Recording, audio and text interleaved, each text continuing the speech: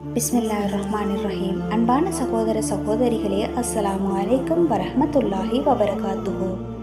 அல்லாஹுவின் தூதர் ஸல்லல்லாஹு அலைஹி வஸல்லம் அன்னவர்கள் கூறினார்கள், இஸ்லாம் 5 அம்சங்களின் மீது நிறுவப்பட்டுள்ளது.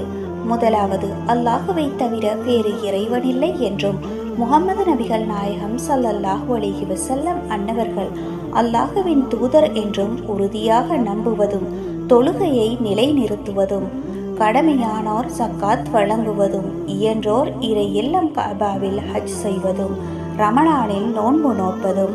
அறிவிப்பாளர் இப்னு உமர் ரலியல்லாஹு அன்ஹு. ஆதாரம் சஹீஹுல் புகாரி 8வது ஹதீஸ். வஸ்ஸலாம்.